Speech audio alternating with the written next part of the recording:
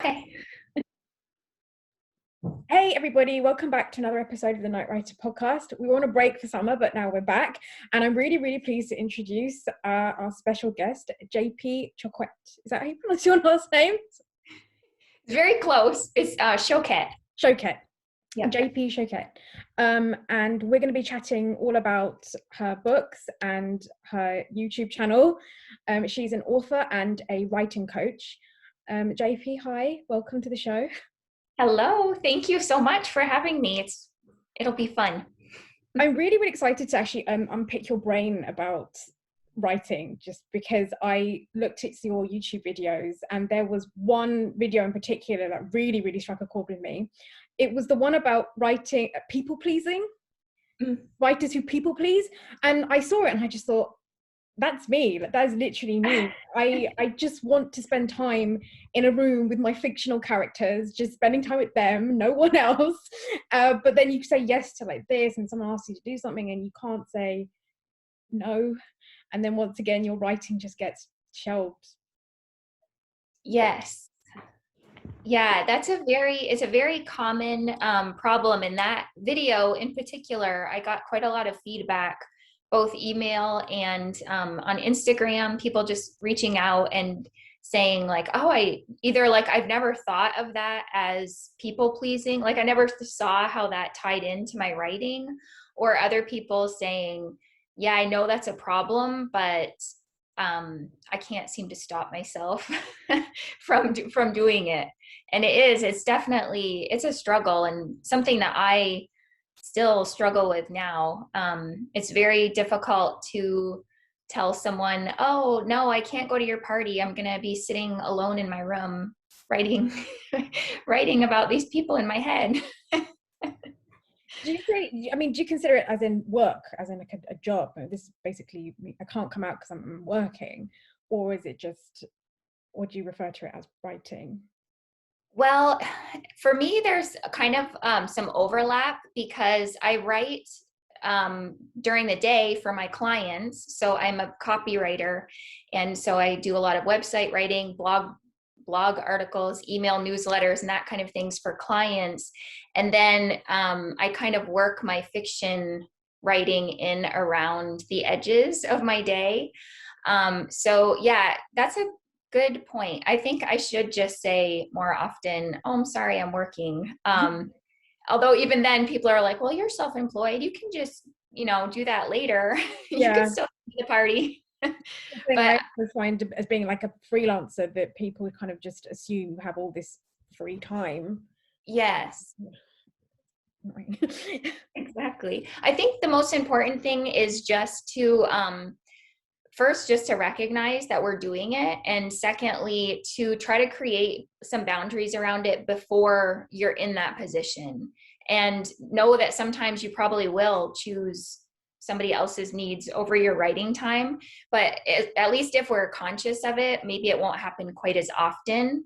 And even saying no to like a few things I think that can kind of help build up that habit of not just quickly automatically saying, oh, okay, yep, I'll be there. Or, it might just make you pause and think before responding with an affirmative, just to say like, hey, wait a minute, my writing is really important, and I only have this number of hours in the week. So when am I going to fit it in? And have you found, since the pandemic and lockdown, have you found writing easier or harder? For me, it's been harder. Same. Yeah. I've really been in awe of people who are like, oh my gosh, I'm like, I feel so free now. I'm just pounding away on the keyboard. And I wonder if they exist, actually. I forced myself for many months of the pandemic to just keep writing. Even though I didn't really like what was coming out. For me, it's writing is always like a practice. And I feel like if I'm not putting in the time, then I'm not going to get anywhere. So even if it's a struggle, I try even now just to do like really small increments. So maybe 10 minutes, 5 minutes, 15 minutes a day, just to kind of stay in practice. But yeah, for most of the pandemic, it's just been a slog. And I feel like the things that feed my creativity, and maybe this is the same for you, they're all gone or have been severely restricted. So it's very hard to keep drawing from that empty well creatively. Yeah, because it's like, how are you supposed to write about stuff when actually what's going on in the world is so much bigger than anything I can comprehend at the moment. Right, Like right. living through this, like what in the beginning, what seemed to be like this apocalypse. Like, what can I Yeah. possibly write that's going to be this? um, but do you have a specific room in the house where you write, or can you write in different places in the house, or do you have to be in one area? No, I tend to write all over the place. I write, sometimes I take my laptop, usually in the early morning is when I work on my fiction. And what I normally do is take my laptop and sit in the living room. My husband leaves for work pretty early, so I have like some time before my son wakes up when it's pretty quiet. And so I'll try to do my fiction writing then, but that doesn't always happen. So sometimes I will squeeze it in, just like I was talking about earlier, kind of in the edges of my day. And that might look like a coffee shop with headphones on, or even here in the house. Once in a great while, I'll do it when my family's home if I have my headphones in place. But yeah, I love listening to rains, like thunderstorms when I write fiction. You Yeah, too? I do. Yeah, I thought that was just me. No, I love that. I love that. It's meditate, it's relaxing and like meditative. And it really helps me to, I think now because I've done it so long, and this might be the same for you, I just feel like when I listen to it, I'm like, oh, okay, it's time to like go into that place now. Do you listen to like those ambience things on YouTube, that like those 3 hour loops that go? Yeah, Yes. Yes, yes. And my favorite, now I found thunderstorms combined with crackling fireplaces. yeah, in like a study or a old fashioned library or something. Yes. I It's actually really find that wonderful. really helpful, because I'm writing a Regency book at the moment, so like a Regency novel, which is just hard slog. But I find it really helpful to put like carriage ride ambience, or Oh yeah. Victorian street or something, and you get in the mindset to write. And I'm thinking, like, I can't remember what I used to do before, but when you're at home, at least use that, if you can't go out and get that. Right. Yes. Yeah. I've listened to when I was working on something that was set, it was like a part historical fiction. I found like horse hooves on cobblestone streets. And I would just like have it on repeat. Like it was wonderful. I was like, oh, I can just feel myself in this carriage. It sounds really weird, but actually talking to another writer that does that, I don't feel like someone I know. And also, I suppose because we write sort of like dark things, it gets like thunderstorms would definitely help get you into that mindset anyway. Yes. Because yes, you write mysteries and thrillers. How when you're writing a mystery, do you start at the end and then work your way back, or do you just have you have to take ages to map out the story? No, I wish that I was somebody who could plot stories. And I've tried and tried and tried to be somebody who could plot because it makes so much sense and it seems so much simpler. And by nature, I'm like really organized and I love having things like scheduled and in my planner. And I like having everything like just all organized and categorized and like, but I don't know, for some reason, like my creative side is like, no, we're not doing that. So I just, yeah, when I start a book, usually I have the idea and I've got some characters and that kind of like has bounced around in my mind for a little while. And then I just dive in and kind of like see where the story takes me. And and I never ever want to know the ending before I get there. So that makes it really tricky when you're writing a mystery or suspense because you sometimes I don't even know like who the villain is as I'm writing. I'm like, oh boy, I hope this works out. But it's a very cool thing to see it like come together and to for me it just energizes the whole process because I want to find out what's going to happen, so that kind of keeps me wanting to move forward. Yeah, I'm so glad you said that. Because I mean, I really wish I could be one of those people that have those like spider web, you know, splash Yeah. tags up on their, Yes. have beginning, middle, end, and I'm just like, no, do you know what? I'm actually just gonna write and just keep going and just see what happens. And I realize as I'm doing that, actually, the stories keep changing, characters keep changing, and I have to keep going back to rewrite earlier chapters because I get an idea. Do you find that? And then it just Yeah. takes more time. Oh, the editing is so awful. And the editing is my least favorite part of the process to begin with. And then that's another reason I keep telling myself, like, oh, if you could just plot, the editing wouldn't be so awful. But I go through so many drafts, rewriting and filling in gaps and holes, like you said, or having to change things around because they just don't make sense anymore. By the time I've gotten to the end. So yeah, that's the downside. The upside is like, it's this freewheeling, fun, adventure when you're writing the first draft, but then the downside is all the editing that comes in afterwards. Yeah, I always kind of look at first drafts of anything being just like, I think one of my tutors at uni said it's like word vomit. You just have to vomit everything on your head out onto the page, and then afterwards it's like scrape all the stuff. But I have a nasty habit of editing as I go along. Do you find that as well? I do not let myself do that. And if you don't mind, I'll tell you why that is.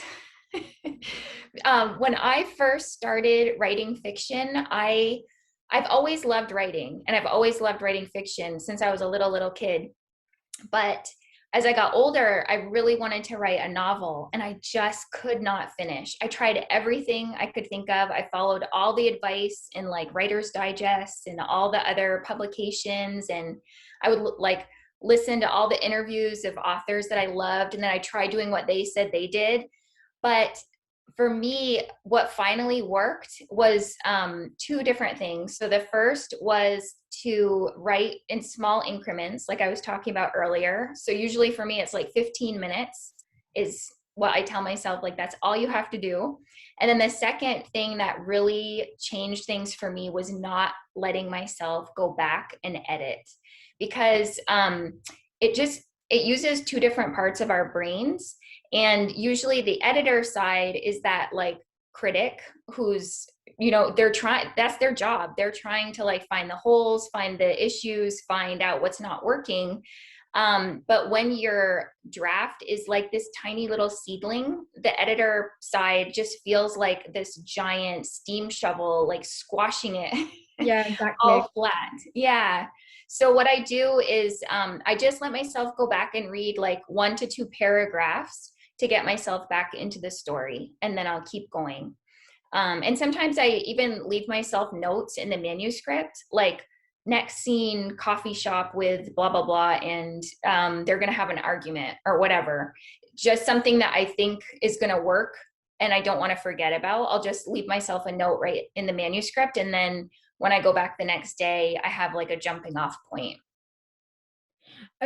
Yeah, thank you for that, because it is a habit that I am improving on, but it's just one of those things I feel like, and well, like you said, you're conscious about what other people are going to do, and I find that as well, because for example, if I want the hero to be this like rake rogue, 19th century hero, but then I'm like, oh, but my grandmother married this, you know what I mean? And then it's like, oh no, you can't think about that. You actually can't. You have to just think about what's best for the story, and what's going to happen. But it's hard to kind of separate yourself from. It is, yeah. But I think that's part of the beauty too of having that really messy first draft, because just keep telling yourself, like, it's okay. That probably won't even end up in the final version, and that way you're not doing quite so much self-censoring, because you're going to have to do like a huge edit anyway. So that's a way to like kind of reassure ourselves as we're writing, like, it's just the first draft. It doesn't matter. Yeah, I think I also saw a comment, I think in one of your videos, I think it was on the people pleaser one, where someone said that she deleted her whole book. She's writing Yeah, this historical novel and deleted the whole, and I had to reread the comment. I'm like, really? Why? I know that was so sad. I I felt my actually heart felt like, bad. Yeah. I was like, oh, why? yeah. I know. I think sometimes even if we get to that place where we want to delete it and where we think it's trash, like just save a copy somewhere and like tuck it away, because you never know what it might turn into later, or it could be like the seed of something really great, or it could just need some tweaking, and maybe you're not in like the mental space or the creative place to be able to do it right then. But don't delete. Just put it aside. Any dead project can be resurrected as long as it's saved on your computer. You can always come back to it whenever you want. Yeah. Yeah, I don't know why. Maybe it was cathartic. I don't know. Maybe she really could. I don't know. I hope she found a way to recover it. Yeah. So you mentioned about writing increments, and you've written a book called Writing a novel in 15 minutes Yes. a day. Yeah, which I'm really intrigued. I want to read that because I feel like that would be really easy to. I mean, it might not be, but you know, just time and finishing something for me is an issue because I did write it. I studied creative writing at undergrad and as a master's. So I was used to writing prose and all that kind of stuff. That was what I was trained in. But then I started writing for theatre, playwriting, and it's like a completely different like medium. It's like all dialogue, and I have no problem finishing it because I know where it ends. And now, since the pandemic, obviously with theatres just put on pause, I started going back to novel writing, and it's hard to get back on that horse because it's like he said, she said, the room was blue, all this stuff which you don't have to worry about when you're writing just masses of dialogue. I find it hard to just finish it. I think that's the biggest thing for me. Yeah, that's the beauty of that. I call it the 15-minute writing method, which is completely unoriginal, but it really, like I said earlier, it just changed how I felt about writing. And I feel I don't think I'm alone in the fact that I feel a lot of resistance to writing fiction. And you know, sometimes once you get into it, it's like, oh my gosh, I love this. Everything's flowing and the ideas are sparking. And it's just like, you know, an hour can pass and you're like, what happened? You feel like you've entered this other like dimension or something. But getting to that place, even on the good days, can be the hardest part of the whole process. Just like any other habit that you're trying to build, right? Like if you wanted to start a walking habit, or if you wanted to go to bed earlier, or whatever good habit we're trying to build, in the beginning it feels uncomfortable, and writing is hard. I mean, it can be really hard, and it can be discouraging and frustrating, and so of course we want to avoid it naturally. So just telling yourself like, oh, I'm just going to do whatever, like 5 minutes, 10 minutes, 15 minutes. And then if you have time and you want to keep going, then go for it. But sometimes, you know, if you're working a full-time job, or if you're a parent with little kids at home, or you just have a really busy life, you may not have time to do more than 15 minutes. But it's amazing how much progress you can make in that little tiny increment of time. Like people will say like, that's ridiculous. By the time I sit down and like get into my story, my 15 minutes is gonna be all done. But I always challenge them, like, just try it for like a couple weeks, a month, and tell me how it went. And yeah, it's pretty amazing. So is it like maybe a chapter in 15 minutes, or just half, or just whatever you can get? Yeah, just whatever you can get. And sometimes if you need like a little bit more motivation, you can try to keep track of your word count from the day before, or from like the whole week. And like you might try to challenge yourself to see if you can get a higher word count, or you can like set a timer and just see, I don't know, like how many different conversations you can get, or, you know, just make like little tweaks, like little challenges to make it more interesting. But usually like 15 minutes is not that much of a hard thing. So usually just setting the timer and going for it. Usually you're so bored because you're like, well, I don't want to just sit here for 15 minutes. So I guess I'll just write something, even if it's bad. Yeah. And yeah, it just gets you over the hurdle of starting. And I also want to unplug, like get rid of the Wi-Fi on the laptop, because like I don't want any distractions, but at the same time I want the ambience thing as well. So it's like, but then I have to distract, like have self-control, don't go on YouTube for anything else, don't watch anything else, like, Right, right.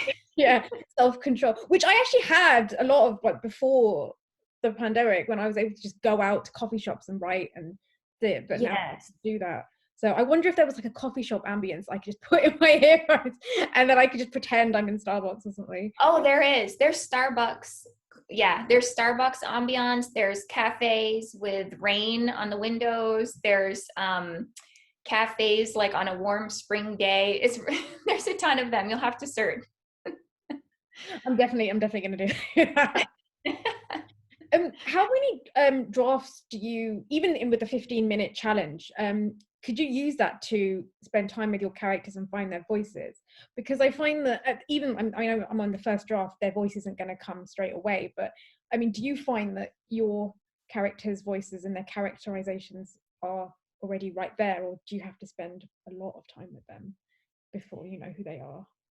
I feel like most of my characters come to me like as themselves. And so, but with that being said, I worked with a developmental editor on one book, and she pointed out some interesting things that I hadn't thought about as far as the character motivation. She was like, I'm not sure that this like really lines up with who she is, because you're saying and you're showing us that she has these insecurities, but then she's not really like, I'm not really seeing how that's affecting her life negatively.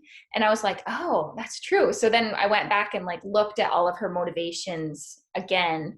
But yeah, I don't spend a ton of time. I probably should spend more, but I don't spend a ton of time fleshing out my characters. I feel like I'm kind of discovering them and discovering more of their attributes and like kind of what drives them as they come into the story and kind of like as the story goes along, if that makes sense.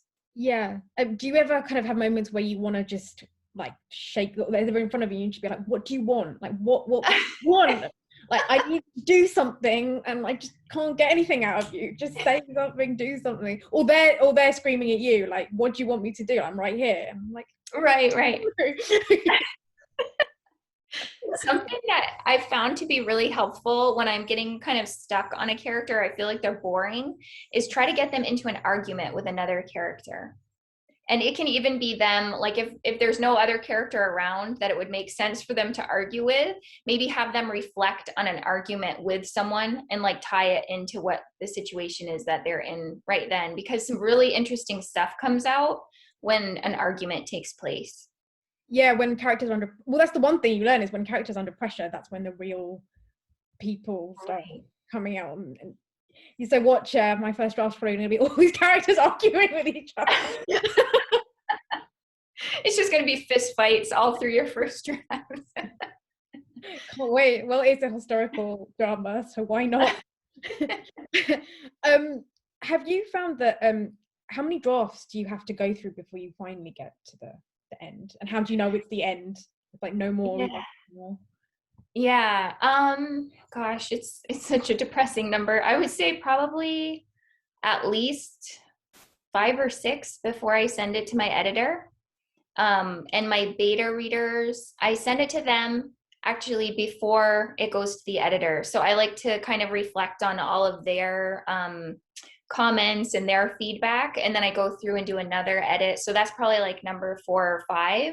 And then I send it to my editor.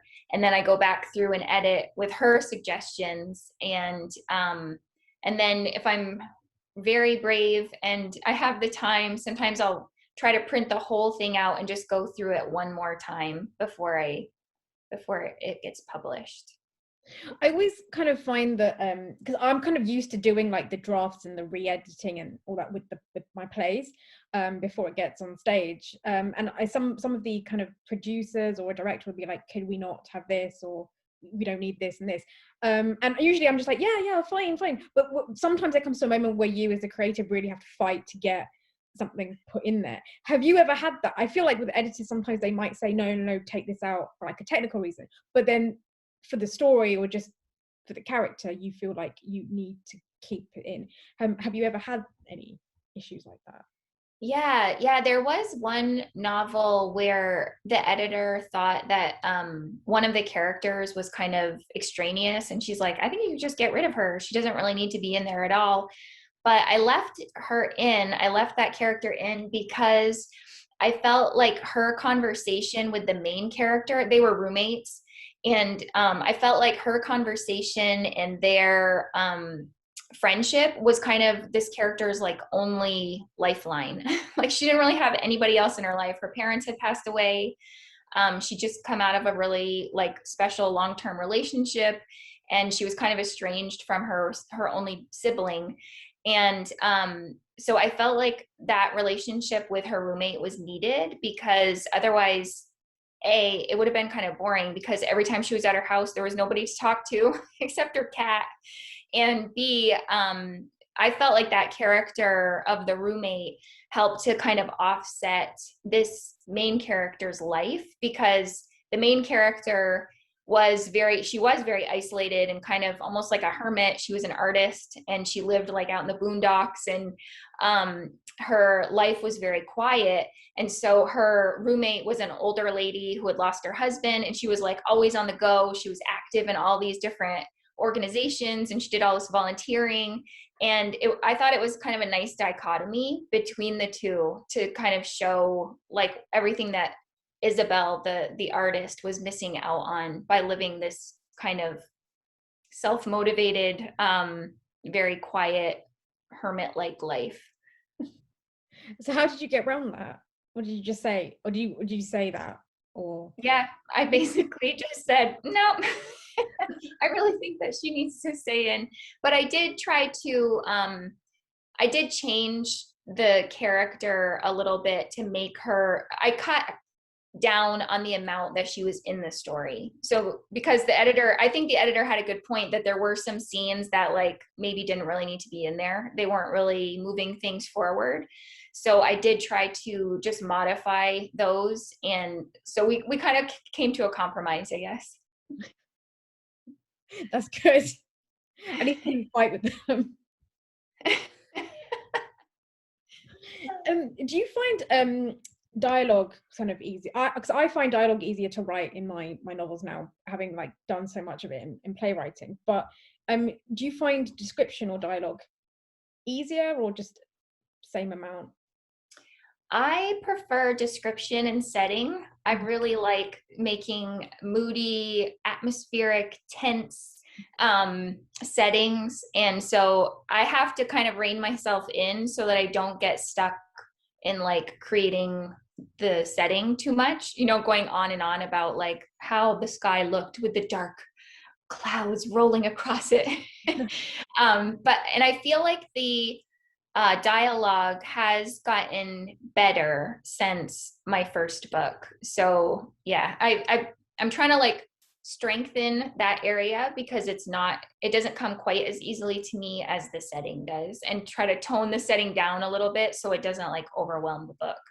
Yeah, I guess I think that's just from the first book you wrote, and obviously it's been like you learn as you carry on writing and publishing. It's a process. Yeah, How did it feel to hold like a published copy of a book in your hands? it was so amazing. I cried. I will not deny that. I opened the box and I was like, oh my gosh, this is like, it was so surreal. I also saw like you did a video about self-publishing and the myths of self-publishing. Are you for or against self-publishing, or just different? Sorry. Yeah, I mean, I think it's different for every person. And I think each writer really has to take into account a lot of different things, like how comfortable are you kind of being a project manager, because that's basically what you are when you're a self-published author.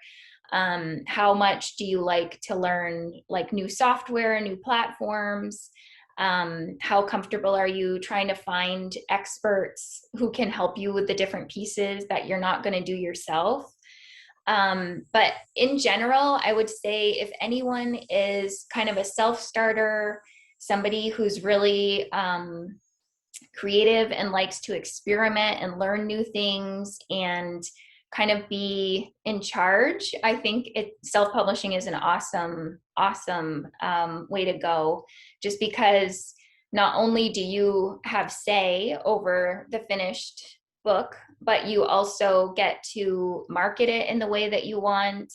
And you also get to, I'm losing my train of thought. Oh, you also get normally much higher royalties Yeah. once the book has been published.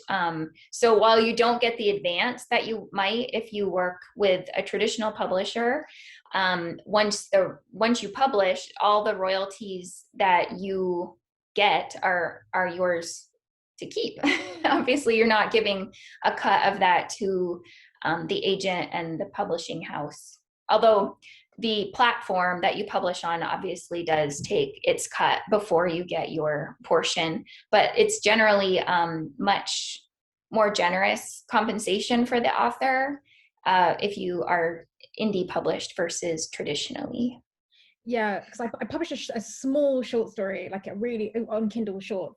So it's obviously it can't be like physically, but it's on there. But yeah, that was quite thrilling just to be set up as an author. Yeah. And yeah, I think Amazon takes, I think maybe like 10, it depends how many pages it is, but mine was like 7 pages. So cause I was just Yeah. testing the waters of self-publishing and setting yourself up as an author page. Just it was just an old story I'd written at uni, but it was one of my good ones. Yeah. So I just thought I'm gonna just test this out. Did the book covers, which I love doing. I love designing the book covers. And sometimes I spend more time doing that than writing the actual story.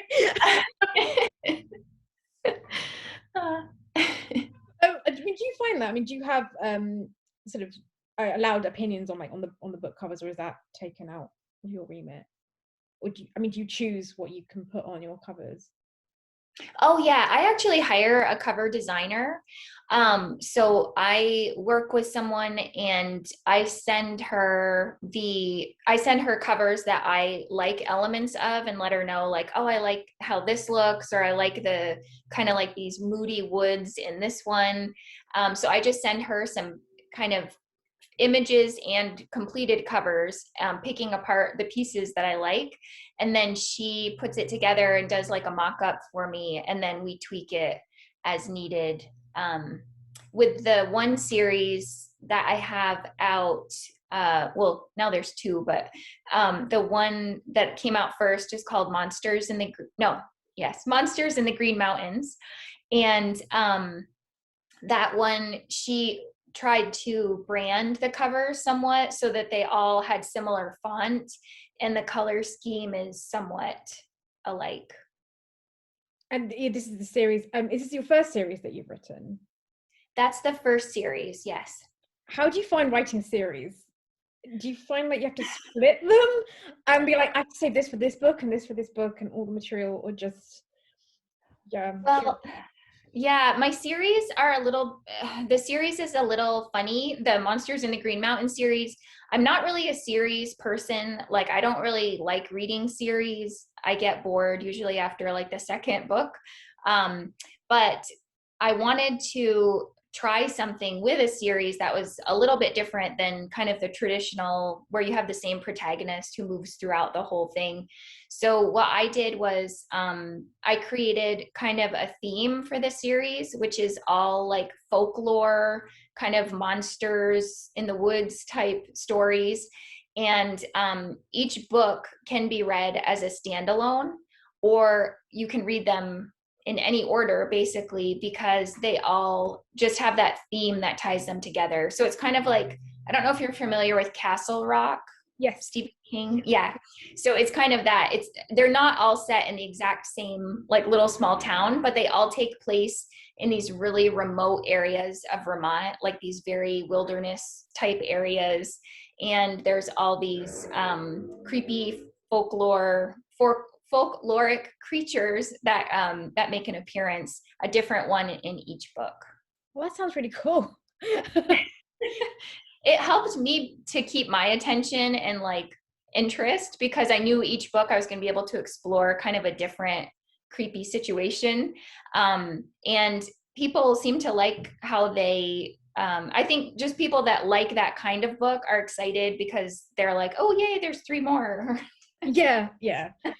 I mean, because I know you write about small towns and that kind of setting. Is there a reason that you're drawn to that type of genre? I I don't know. I love reading that kind of book. And all of my books are set here in Vermont.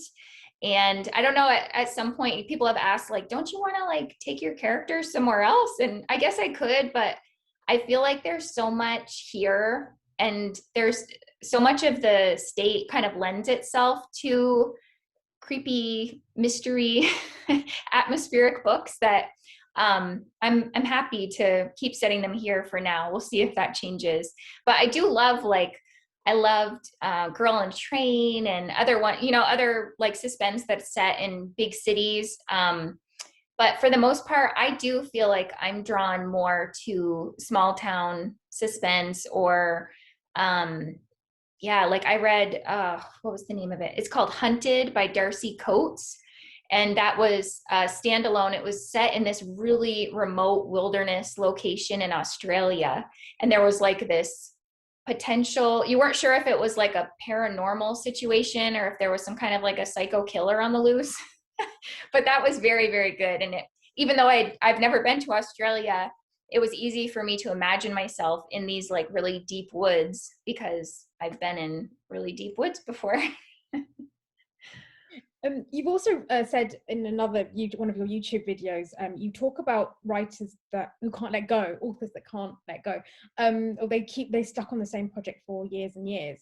Yeah. I'm actually the opposite in the sense that I start something, then I have an idea of this, and I've got another idea, and there's all these different threads, and I'm like, I need to pick a lane.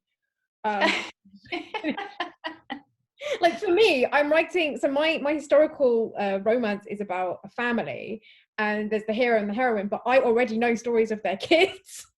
Right. And I'm like, I haven't even written the first book yet, they're not even together. And I'm like, how do you just stop yourself from doing that, just focus on one thing? Yeah, it can be hard. I'm definitely more in your camp as far as that goes. But what I've found is that sometimes I think that we are just like really excited by this bright, shiny new idea over here, Yeah, and just reining ourselves in, and sometimes just taking notes on like that idea so that you don't lose the thought or the inspiration behind it. That can help. Sometimes too, I think that we allow it to distract us when the writing gets hard. Like for me, I hate the middle of a book. Like every time I get to the middle, or every time I notice myself, like my energy's kind of dragging in my writing and I start to really dread it, I check my word count and I'm usually somewhere around the middle because it feels like such a long way to the end and like all the fun new excitement has kind of worn off. yeah, So yeah, so I guess just kind of trying to gauge which it is for you, and maybe it's both, but anything you can do to just keep plugging away on that project that you committed to, and then writing notes to yourself. Even you could even start, like if you want to make it more fun, maybe just start like a Pinterest board or even like a file folder and start ripping out like pictures or jotting notes down. Maybe take like, a yeah, mood you're board doing that. of like the house that they live in. It's like this Yeah. country manor, and I had so much fun with it. But it does help get creative, especially when you're writing about a different time period, like 200 years ago. um Right. it definitely helps.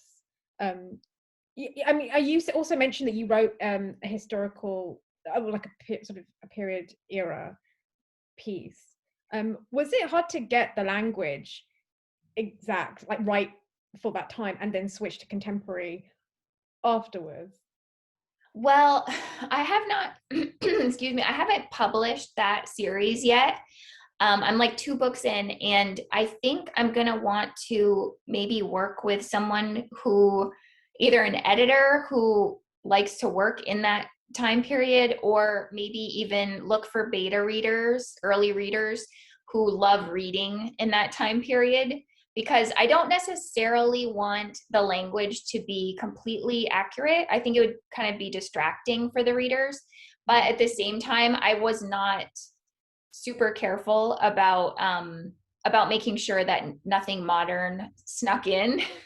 So I definitely want to get some like expert readers on board and have them review it and point out anything that they notice.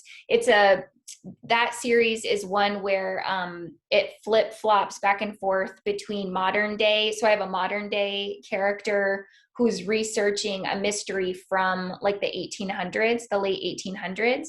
And when every other chapter, it flips to the woman who lived in during that 1800s time period. So I just tried to be really careful, like not to use a lot of contractions or not to use slang, obviously, just to make the language like a little bit more formal. But I'm not sure that I got all the notes right there yet. That's good. I mean, because I feel that is quite important, and that's something that I'm trying to get right as well. Because I've read contemporary historical fiction, or people trying to write Regency romance novels, and it's got a lot of modern day terms, like they say technically or this and that, and I'm like, they wouldn't know what technically. I don't think they would have known. And someone actually put, oh, well, it's genetic then. And I'm like, this is a Regency book. They didn't know anything about genes until like way, like hundreds and hundreds. It just pulls you from the story. And Yeah. so it's like what not to do. And also, like, just going back to when you said you were getting tired during writing, I can tell in some books as well that where the author has like got really tired at the end, particularly towards the end, or they just rush to get the ending, and it's really annoying because has such a strong start, and it really pulls you in, and then the end is just, it's not written great, and it's just you can just tell that they're like, okay, I need to get this into the publisher, or I just want to go to bed or something. Right. Like at the end, and it's quite disappointing that Yeah. And I think that leaves like a really bad taste in the reader's mouth. And then are they really going to want to read anything else that you've written? If you left them with like an unsatisfying ending, that's the last thing they're going to remember about that book is like, ugh. Oh, it's annoying because it was started off so strong, and I just wasted all this time. It feels like a time waste. Right. Yeah. And finally, what do you hope that people can take from your writing and your work? Well, the tagline for all my books is suspense that turns pages, not stomachs. And the reason that I chose that was because I love suspense and I love creepy, dark stories, but I don't love a ton of gore or like torture or anything to do with like little kids, or I don't know. I hate the feeling when you're reading an excellent book and you're totally immersed in it, and something just like hits you like a Mack truck from nowhere, and you're like, why did you do that? You just like totally ruined the book for me. And it's not like when you're watching a movie and you can you're getting the signs like, oh no, something's coming. Yeah, exactly. So I want my readers to like feel free to be scared, but know that it's not going to end in like a horrifying, depressing situation. So there's always hope kind of woven in throughout my books. And I feel like even though there's some subjects and some situations that are very dark, there's always kind of light at the end of the tunnel. That's really good, which is really rare to see in like mysteries and that kind of stuff. Yeah. You kind of just expect, especially like in these small towns, you just expect it to be, oh, I'm going to have to cover my eyes. Right. Right. The human imagination is quite a dangerous thing, and especially how you describe it, everyone's mind can wander, especially when it's so graphic as well. Yes, right. And I really admire authors like Daphne du Maurier and Shirley Jackson. I've read only one of Shirley Jackson, so maybe her others are darker, but and a lot of like contemporary authors like Ruth Ware and Lisa Unger. I love how they just tell these really incredible stories, and they can keep you like so freaked out and like on the edge of your seat with suspense, but you're also assured, at least up to this point, I haven't read any that, you know, go into those like places of no return. So I love that. I love that you can get all of the thrills and chills without having to go into like super gory, disturbing territory. I agree. I think it's also what's best is what's not said, because then again, the reader can just leave up to their imagination. Exactly. Yes. I think we need to trust our readers, and readers have fantastic imaginations. That's why people read, is to use their imaginations. So I don't think that we need to like force a lot of stuff in there. Just let their mind do the work. Yeah, I've already made up my mind with, because like the historical romance, everyone's like, oh, how graphic are you going to be? I'm like, I'm not. Like at this point, I don't want to. And a lot of people are like, actually, yeah, that's because not everyone wants to read that. Just let your imagination do it. That's right. Pride and Prejudice and all those other books that was published in time, they didn't have it all like graphically done. But it's such a beautiful book, so you can write romance, Right. kind of get into, you know, what goes on behind closed doors. That's right. That's right. Thank you so much for coming on the show. I'm really, really Yes. happy I got to pick your brain about. I feel like I've been on a therapist's couch. Oh, that's great. I didn't feel like I didn't realize how much I needed a writing coach up until this point. And I got to upload like all this stuff, like, yeah, I do this, I do that. I'm really bad with timekeeping. Yeah, but I feel like I've sorted a lot. I know what to do now. Good. That's Um, fantastic. and I'll put a link to all your website and where you can buy your books and your YouTube channel. Yeah. Where can we find you on social media? So yeah, I have pared way down. So I'm now on Instagram only. And Okay. I think it's JP Show. Oh my gosh, I don't remember. I think it's JP Choquette _author. But if you go to the website, you'll find the link there too. Yeah, and I'll put it all in the description below. Perfect. Thank you so much. Thank you. This was fun. Thanks, guys. I'll see you in the next one.